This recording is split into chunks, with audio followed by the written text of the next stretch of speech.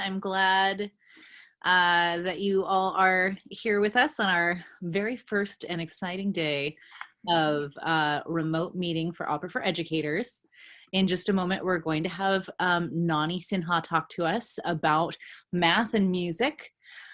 Known for her passionate performances and dynamic presence, mezzo-soprano Nandani Maria Sinha is an internationally acclaimed and multiple award-winning singer of German and Indian descent. A favorite on Southern California stages, Ms. Sinha has performed with the LA Opera, Long Beach Opera, Opera Santa Barbara, The Industry, California Philharmonic, Redland Symphony, and many others.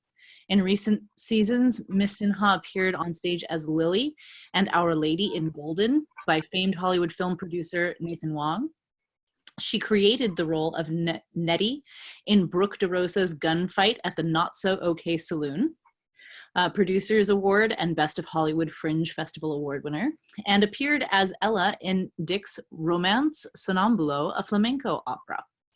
She just finished performing in The Industry's Sweetland, where she created the role of Drum and Hear. She has had multiple collaborations with LA Opera, including as an Opera for Educators soloist and lead teacher for their Saturday mornings at the Opera singing workshops. Recently, she was honored to return as a soloist for Renee Fleming's Music in the Mind workshop and concert. Future plans include Filipievna in Eugene Onegin with Karen Wolverton and Samuel Ramey at Opera Santa Barbara, the alto soloist in Vespere Solemnis de Confessor with the Joanna Medwar Noscheff singers, and the alto soloist in Handel's The Messiah. Ms. Sinha also has a thriving studio in Pasadena where she teaches voice, piano, and music theory. For more information, please do check out her website. And now, Nani, I'm going to turn it over to you. Thank you so much for joining us today. Hey guys, thank you. Oh man, I hate having my bio read at me. It's an interesting thing, but also a fun thing. But after all that performing, you get to know music quite well, and I'm lucky enough to teach it as well at a private studio, and I teach for LA Opera with Voices for Tolerance and the awesome programs that they have there with music for secondary in-school and elementary in-school operas, and it's truly a joy to be able to bring music as a comfort and also as a skill set to people. It's truly an incredible skill set. Now, I have a quick question for you guys before we start. I know we're doing the math of music, but how many of you are math teachers, and how many of you are, what levels are you teaching math? Just so this way I can give you some very specific ideas. I know you guys are looking for content, but this way I can give you very specific ideas for your grade level. So I'll just give you a second if you guys either want to chime in via chat, or if you want to, I think you're all muted. So if you just want to chime in via chat to let me know what grade levels you're working on, and if you are math teachers, or if you are fifth grade math with a general, Susan, fifth grade math with the general ed classroom, middle school, eighth grade mentor teacher. Thank you guys. General ed elementary, 6 through 8 instructional music. Thank you. Thank you guys. Okay, so I want to be able to give you guys very specific things also. And kindergarten and general ed, perfect. All right, so as we go, I have a lot of worksheets and things that I use with my private studio students, and also that I use with curriculum students that I teach at for LA Opera or other groups. And they've worked pretty well, and it helps bridge a little bit of the distance sometimes that happens between math and music. I always excelled at music, but then when I was younger and it came to thinking mathematically about music, I struggled. And it's something that I've seen a bunch of children struggle with. Part of it has to do with developmental stages, and part of it has to do with just sometimes there's not enough reinforcement. So I know for me, a lot of it had to do with reinforcement and making it fun instead of dry. So I know you all know this. But anyway, let me see if we can, let's get to the the sharing portion of life, and let me show you some of the PowerPoint that we've been working on. I also want to get to a point where we're going to do some we're going to do some rhythm, and we're going to do some singing by numbers together. So you can all see the screen that I'm sharing with you, correct? I'm going to go with a yes, right? Yes, we can see it. Great, I see that. Okay, chat, sorry. Okay, great, thank you. Perfect. So let's talk a little bit about the relationship between math and music. And forgive me if I'm going to read it with you, but it's it'll keep us all on the same page. Math and music have always been considered closely related. By understanding beat, rhythm, and scale, you can learn how to divide, create fractions, and recognize patterns. Studies on young children show that their academic performance increases after a certain period of music education and training. It's in this great book that I read called The Correlation Between Music and Math, a neurobiological perspective, that I started reading when I was having a number of children in my studio who are on the spectrum, or one child in particular with very specific learning disabilities because there was complications during his birth. So this book, I highly recommend this book. It's kind of a great book. The reason for the increase in performance is linked to the spatial temporal reasoning. Spatial temporal reasoning affects the transmission or transformation of related mental images in space and time, symmetries of the inherent cortical firing patterns in the brain used to compare physical and mental images, and the natural temporal sequences of those inherent cortical patterns. So what it's really saying is the brain really likes patterns and likes to make sense of things with patterns. Areas of use during music education: the frontal lobe, the corpus callosum, occipital cortex, temporal lobes, and motor cortex. A lot more. And so when I'm teaching piano, your right hand is connected to your left brain, and your left hand is connected to your right brain. And there is so much cross-brain activity that happens because you have your eyeballs involved, you have your fingers involved, you have your ears involved. It's fantastic for the brain. Anyway, as we move on, mathematics, here why we're here. Mathematics means, sorry? Sorry, I'm sorry to interrupt you. Would you mind making your presentation a full screen? So like hit it as a slideshow presentation? Oh, I'm so sorry. Of course. All right, there we go. There we go. Math is clear and constant and has rules, much like music. It's abstract and logical, much like music. Practical mathematics has been a human activity from as far back as written record exists, much like music. What is music? Music is made up of melody, harmony, and rhythm. Melody, the singable flow of sound, it is the main voice that stands out from everything else. Harmony, and bear with me, these are very basic terms. There are other ways that you can define this, but I just had to find a way to define it for our purposes. Harmony, the overlapping notes that serve as a base to the melody. For example, you play chords, or you play a bass line, or you play rhythmic patterns with the piano or the guitar, and then you sing the melody on top, or use another instrument, a saxophone, or whatever you will. Rhythm, the beat of time through music. Example, as a watch marks hours of the day, rhythm marks pace and time through a song. Sheet music orientation. For those of you that are unfamiliar, we're taking Happy Birthday. So here we have traditional sheet music. The top of it, the title, usually at the right side, we have who wrote it, when they wrote it, and who the words are by. Over here on the left side where it says piano, you'll notice that there are, it's called the grand staff that holds the treble and the bass clef. Treble clef being that G-looking swirly thing, and the bass clef looking like a backward C with two dots. Next to that, it looks like a little B, and that's called a flat. This tells us that we are in the key of F. This is our notation for that. It's called the key signature. Then right next to that is something called the time signature. And in this particular song, we are in 3/4. I'll get onto that in a little bit and let you know a little bit more about that in a moment. But then we have Happy Birthday. And this is what it generally looks like. Forgive me, I'm getting some messages. Someone take my watch off.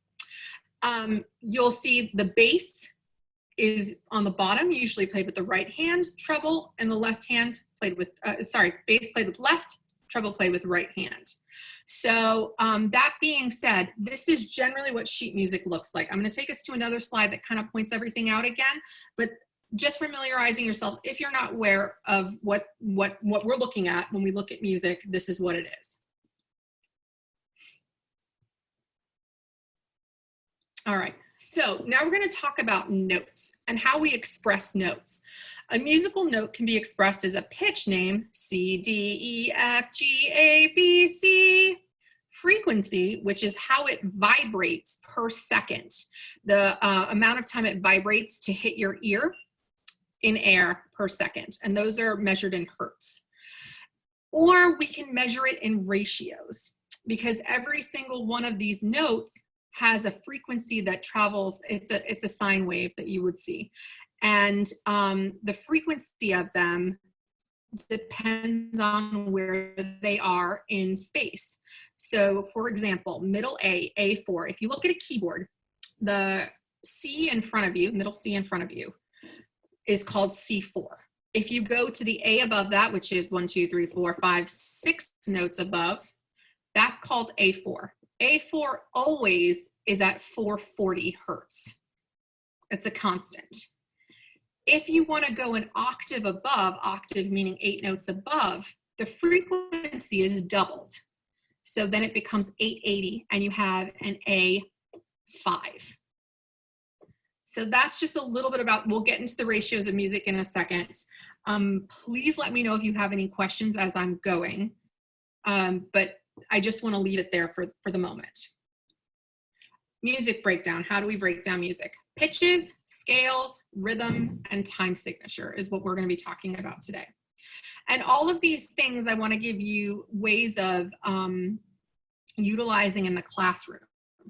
Even if you don't have a musical instrument in the classroom, or you are not a pianist or a guitarist or any other, are not proficient in recorder or anything like that, there are easy ways that you can use these pitches, scales, rhythms, and time signatures to either break down music or explain mathematical problems and equations.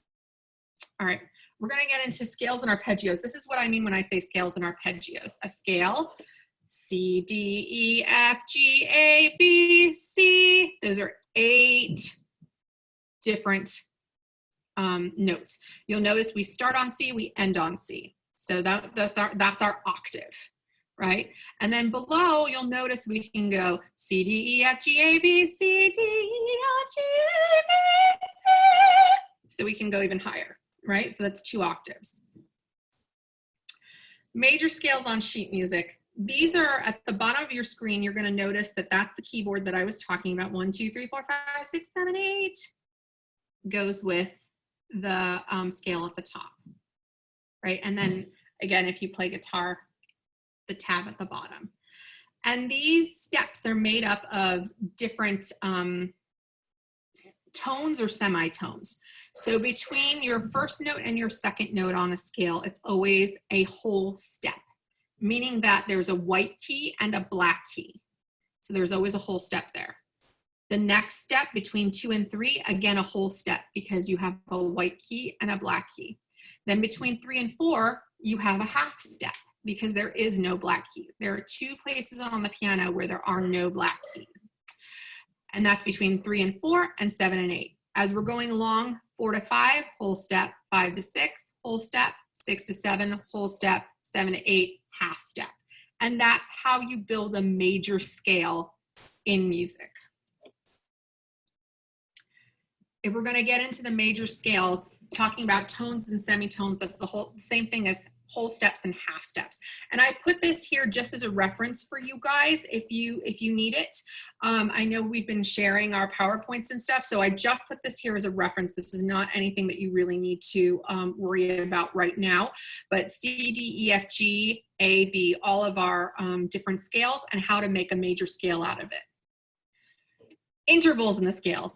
Intervals are based on simple ratios. Here we're getting into the math. So it's either a 1 to 1, 2 to 1, 3 to 2, 4 to 3. And the big deal about these ratios is has to do with early music preference for what they considered mathematically perfect. There were 4 perfect intervals in music that were described in early music, and it's based on their ratios.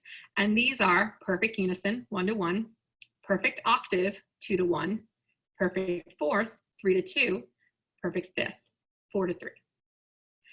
And this gave rise to our ideas of harmony.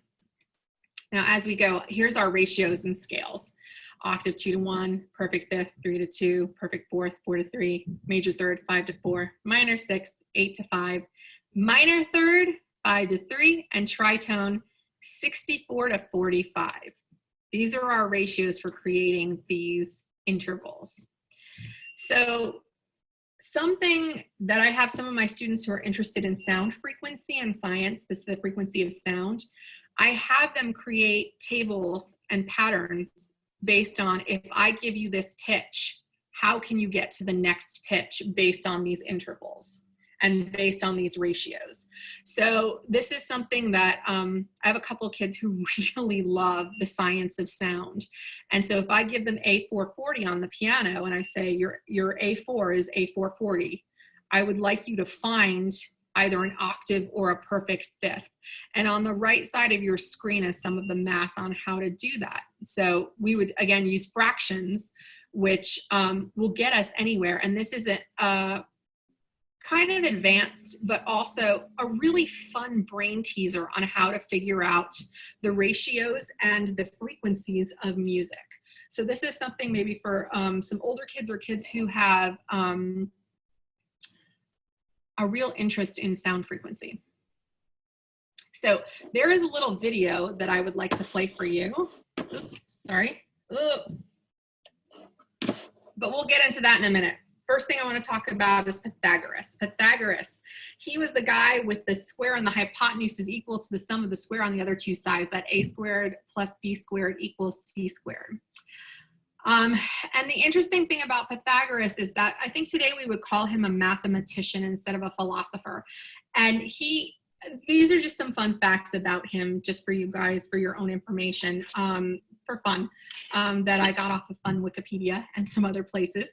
And he was a politician, and he was into religious teachings, and he had a communal sect, I guess, that lived in secrecy, and he was very much into the sacredness of numbers and of music and science. And his big contributions to music had to do with his figuring out the ratios and math of music. And he came up with something called the Pythagorean theorem of tuning. And so the story of it is that, according to legend, Pythagoras discovered that musical notes could be translated into mathematical equations when he passed blacksmiths at work one day and heard the sound of their hammers clanging against the anvils. Thinking that the sound of the hammers were beautiful and harmonious, except for one, he rushed to the smithy and began testing the hammers and anvils. He then realized that the tone played when the hammer struck was directly proportional to the size of the anvil, and therefore concluded that music was mathematical, thus giving birth to ratios. So another fun idea that you could do that's very easy to do. Have you guys ever seen a glass harmonica, where you just get glasses, wine glasses or cups, and you fill them with water? And depending on the different ratios, you can make your own musical scale. I've done it with a couple of students, and I have a little packet on how to do it, which I'm happy to send to Andrea and send to you guys. But again, using ratios and water, creating a scale and then playing a song from that scale. A song as easy as Mary Had a Little Lamb, which I was going to teach you guys about later. If we sing, Mary had a little lamb, little lamb, little lamb, Mary had a little lamb whose fleece was white as snow. When you talk about the different intervals, I will send this to you guys too, we find that we start Mary Had a Little Lamb on 3. And so the numerical value of the numbers that we were talking before about how pitches have either names or they have hertz or frequency. You can also number the pitches 1, 2, 3, 4, 5, 6, 7, 8 instead of C, D, E, F, G, A, B, C. So Mary Had a Little Lamb starts on E if we were going to play it in the C scale. Instead of saying E, D, C, D, E, E, E, we would go 3, 2, 1, 2, 3, 3, 3, 2, 2, 2, 3, 5, 5. Kind of simple, but that's something that you could put together with this glass. And instead of having anvils and smacking things, you know, the kids could create their own glass harmonica and, you know, just do some music with that. And all you need are numbers. That's all you need. All right, moving forward. Some relations and ratios. We're just going to talk a second again about Pythagoras. Pythagoras was excited by the idea that these ratios were made up of numbers. Pythagoras imagined a music of the spheres. And I know this sounds a little out there, but recently I think it was Stephen Hawking who said that actually all the planets vibrate at a specific frequency. And so this guy Pythagoras wasn't too far off saying that there is a music of the spheres. In the 18th century, Bach was really big into mathematics, and he used mathematical equations in his bass lines. And it's kind of a cool thing. He also spelled out his name in the bass line and did all kinds of really neat things. So if you have a kid who's really interested in music and discovering things about composers and finding the hidden math in it, most Bach chorales, as well as the well-tempered clavier pieces, if you look at their bass lines, there are mathematical equations within them. And again, I'm happy to share that with you guys via Andrea. Philip Glass, another person who is very much into ratios and very much into the math of music. And I think last season we saw Akhenaten, and that was the music in there. He's very specific about the tones and the amount of times that particular patterns. Philip Glass is very much into patterns. So he was very particular about the patterns and how many times a particular pitch was played in a pattern. If you're interested in that, just listen to some Philip Glass and you can figure out what the patterns are. Some composers use the golden ratio and Fibonacci numbers to assist them in their composition. So the golden ratio being the number there on the screen and the Fibonacci numbers being the number there on the screen. Interesting ideas. If you can Google a number of these composers, or if you just put Fibonacci numbers and classical music, it gives you a ton of composers who used those equations to find mathematical harmonies and to create bass lines and to actually create structure and form in their music. All right. Bach and the well-tempered clavier. I want to talk a second about tuning. So the problem with the ratio in music, when we were using the Pythagoras's theorem and tuning, is that after the third time of multiplying out the numbers, you go out of tune with yourself. So eventually, we came to the standard 12-tone equal temperament tuning, which is something, mean temperament tuning, which is what we use today. And the notes are separated by a logarithmical equal distance. It's about 100 cents. And it's the most common tuning system used in the world today. And it divides the scale into, instead of 8, it divides that eight tones into 12 tones with equal ratio steps between them. So remember all those black keys that we were talking about when we saw the keyboard? Those also count. So those are your 12 notes. You have your, if you count chromatically, so white key, black key, white key, black key, white, white, black, white, etc. 12 tones. All right. Before that, we had something called modes. So this is just for your own particular reference. There's the Ionian, Dorian, Phrygian, Lydian, Mixolydian, Aeolian, and Locrian modes. So every single one of these modes has a different scale pattern, which I've put to the side for you. So notice Ionian starts on C. If we talked about the scale, C, D, E, F, G, A, B, C, every single one of these modes starts on one of those notes. Ionian being your C, Dorian starting on D, Phrygian on E, Lydian on F, etc., etc.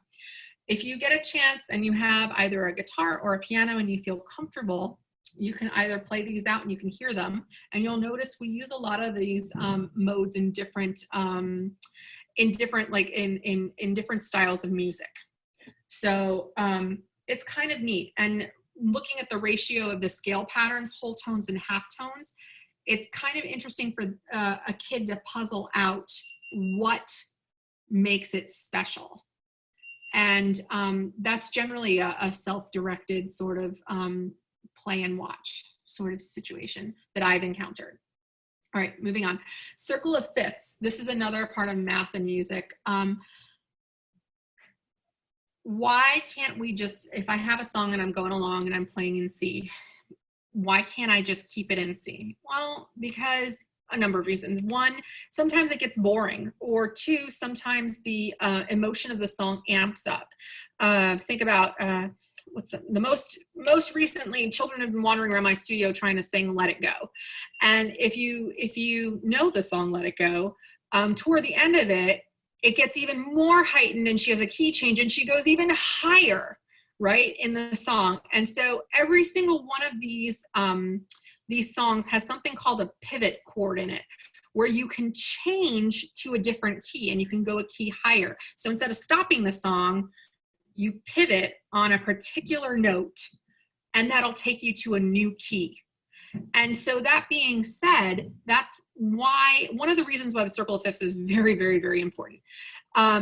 We call it the circle of fifths because we move up by a fifth in the scale. So if you start on C, C, D, E, F, G is your fifth, right? So you'll notice if we go to the right, we're going to read clockwise. The next note is a fifth above the C. Then for G, G, A, B, C, D, right? So we're moving by fifths.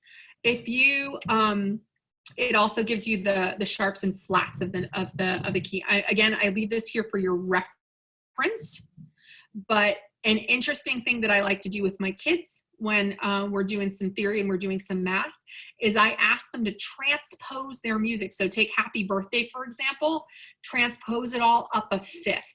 So having that spatial relationship of what a fifth is and every single note being transposed up a fifth.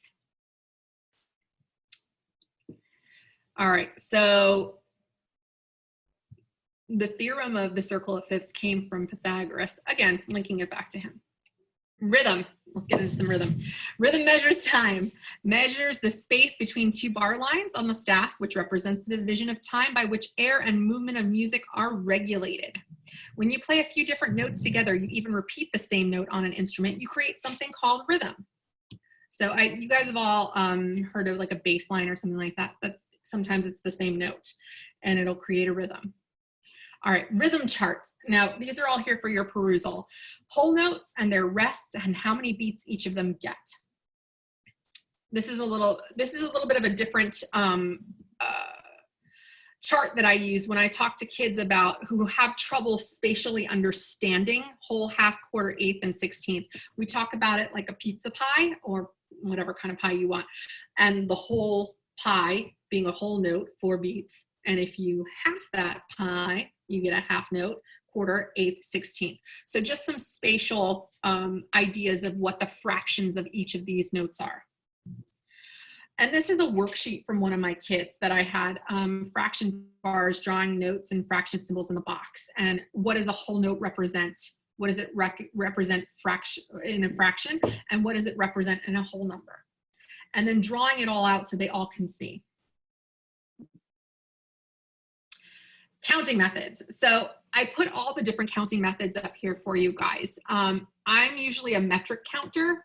So I want to save a little time to do, okay, we're at 1:31.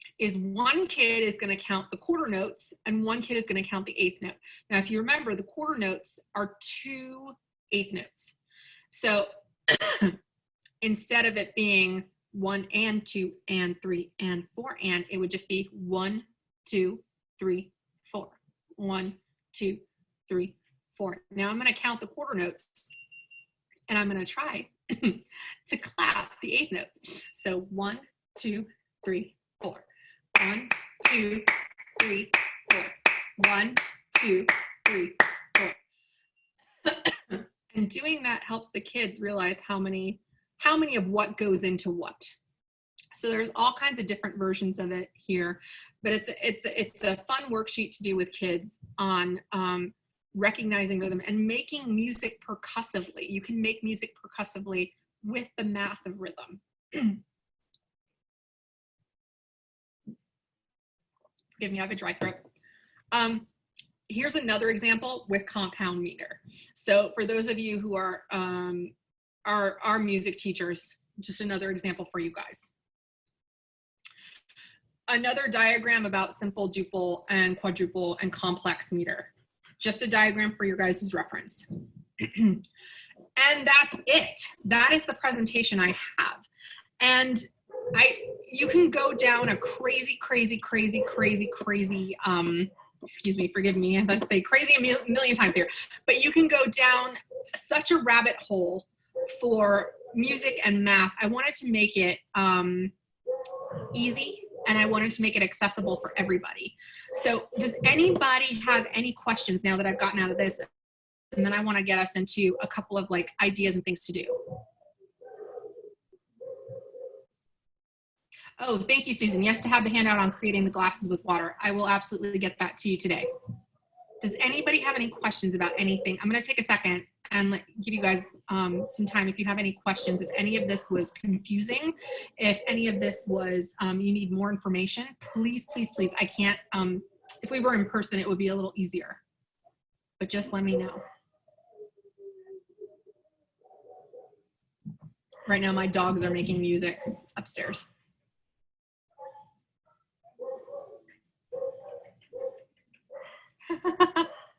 They do bark in tempo. Oh, great. I'm so happy to hear that, Eric. I have a lot more resources that I am more than happy to share with you guys. In fact, what grade levels your lessons are appropriate? Agnes, it's appropriate to all lessons depending on your children. So you can keep it as simple as possible with Mary Had a Little Lamb and write out the numbers and have them sing it in numbers. And this way we get our brains sequentially understanding and finding all kinds of songs with numbers. High school age books on math and music. I have a couple. I will send them over to you guys. I teach 6 or 8. I teach both numerically and Kodak. Yeah, it's the best. I learned numerically. I grew up in Europe, so all of my stuff was numerical. Not, unfortunately, not. It was a lot of it was Orff, but numerical was the way that I translated over here. And I will tell you that it is very helpful as a session singer to be able to understand the distance between intervals in your head, to know that, like, for example, Mary Had a Little Lamb, 3, 2, 1, 2, 3, 3, 3, E, D, C, D, E, E, E, is what the melody is going to sound like in your head before you even open your mouth. It's really, really helpful for their spatial relations. Now, that being said, I think I sent you guys a, let me see if I can share this with you guys. Let's see if this is going to be successful. Let's see, share. I'm going to get rid of that. I have some other worksheets for the little littles. That I will send to you, and they're I think I sent you guys music and the equivalence of fractions. So let me see if I can share this with you guys. There we go. Share screen. Here's a worksheet for you guys. All right. And it's just identifying, counting out the beats of any melody that you create for your kids.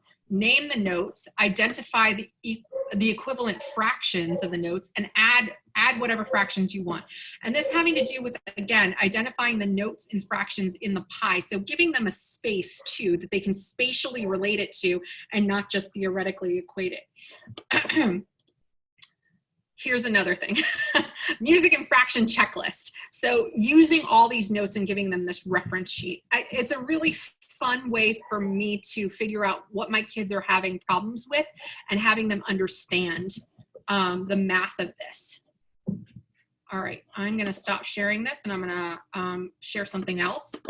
Time signature, here we go. Share screen. Forgive me, I feel a little incompetent as far as this technology goes. I'm still learning Zoom.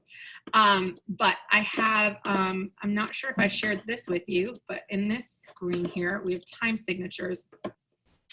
And this is a really great 6-page resource. So having the kids determine the time signature and write it in the box, again, using fractions and using counting. So multiple worksheets with different kinds. If you have older kids who understand dotted rhythms, for those of you that don't know dotted rhythms, the dot indicates that it gets an additional half of the value of the note. So for example, the note that is right here is called a quarter note. It gets 1 beat, but because it gets a dot, it also gets half of that beat. So it gets 1.5 beats. So again, breaking things down and being able to, that's for me, that's the hardest thing for my kids to understand, those dots, those half beats.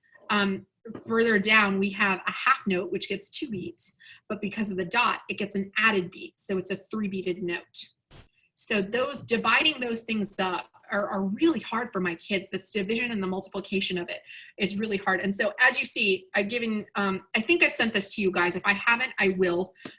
These are worksheets that I love to use to help the kids like really get their math in order.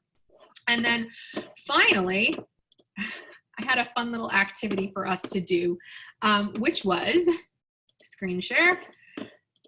This is a song that has been in my head for days. I have a kid who is learning Take On Me. I'm pretty sure you guys, most of you guys know this song. It was this big techno song back in the 80s. I had friends who loved this song. And something that I love to do with songs like this, any song that you know, 2 things. 1, counting the rhythm. So let's see if we can count this rhythm together. And then 2, identifying the notes and identifying the intervals. So for example, if this is going to be our first note, what's the difference between here and here? So we would count 1, 2, 3. It's a third apart. It's an interval of a third. And then what happens next? 1, 2, 3, an interval of a third, right? So you can either go making C1 or making however you want to do it. If you are a music teacher, you know, make home, you know where to make home, right? So, but just working with kids who do not have a music background, if we're going to go 5, 3, 1, 1, 2, 3, 4, 5, right? 5, 5, 3, 1, 1, right? Because we have a break there. So we would just count it out, right? And continue counting that way. The other way we can do it is with rhythm. So if we're gonna clap this, I'm gonna try to sing this and clap this at the same time. It's been a minute. Here we go. 1, 2, 3, 4.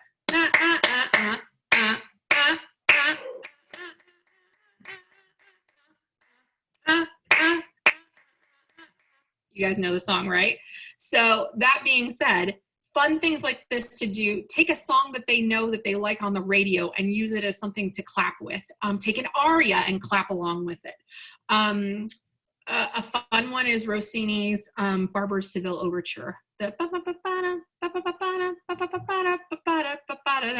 finding where the beat is.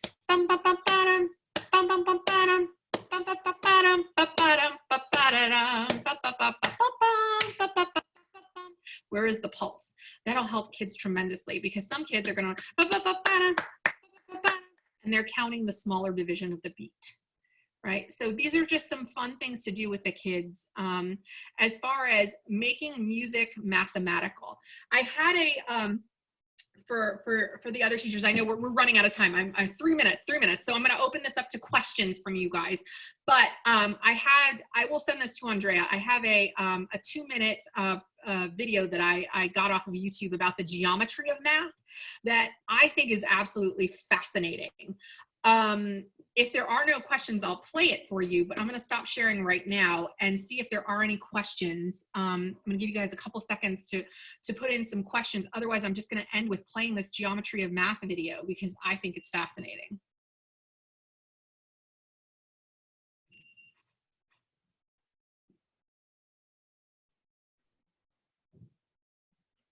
We have a Hi, geometry math video, please. Do the math video. Okay, I'm going to do the math video. All right, give me 1 second. All right. Here we go. Share your screen.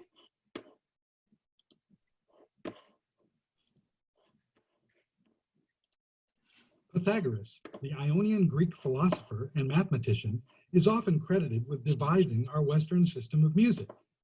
The 12-note Pythagorean system evolved to become the equal-tempered chromatic scale that we use today. The geometry of music is astounding and beautiful, but it is also helpful in learning and understanding music. A circle, for example, represents a perfect octave.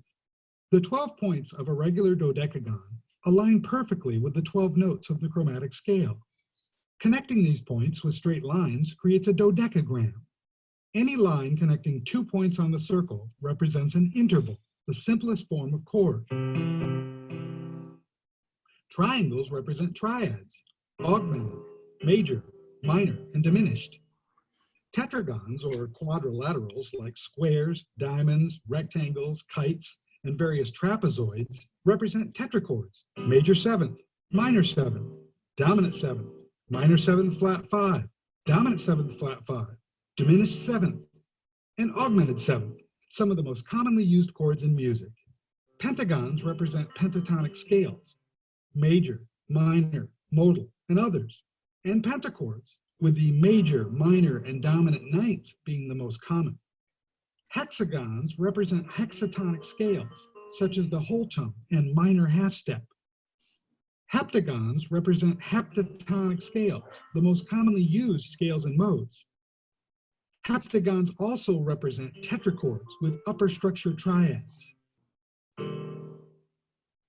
Octagons represent octatonic scales, such as diminished scales and some dense octachords.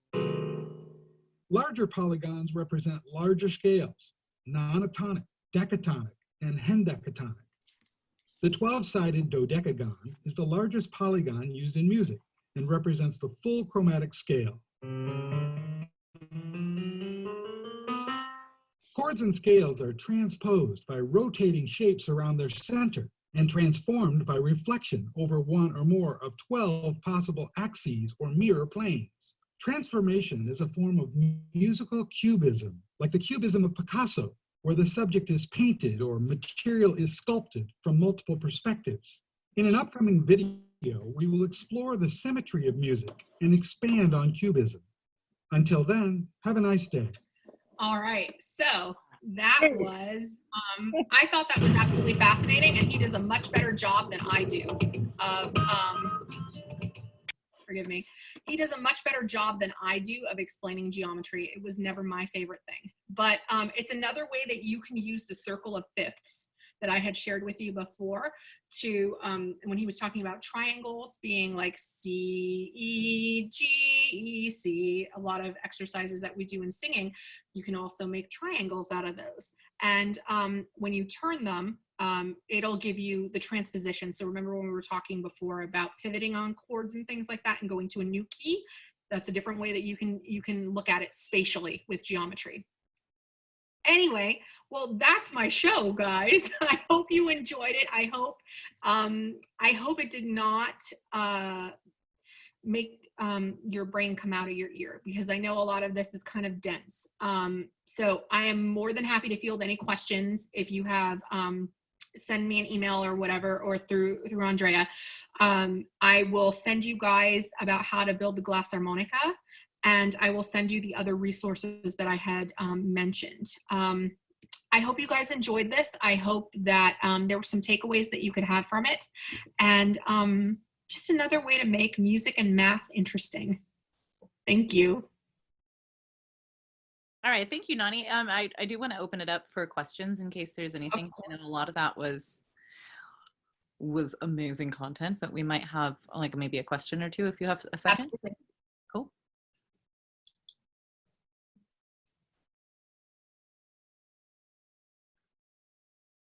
Thank you, Eric. I love music and math too. Oh. I will get you some math, those time signatures and the other math problems with fractions and stuff. Absolutely.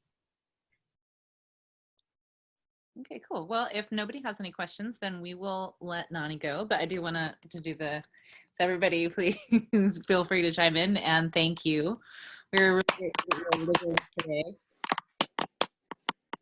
Thank you. Thank you, guys. Awesome. Thank you so much. Starting at 2 o'clock, we will have Heidi Duckler. She sent us a video ahead of time, and then she'll chime in at the end for questions if you have any after the video. So we'll start at 2 o'clock with that. And thank you again, Nani. That was awesome. I learned math. I learned music. I am really excited to try those things out. So thanks very much. Thank you, guys. Have a great day. Yay.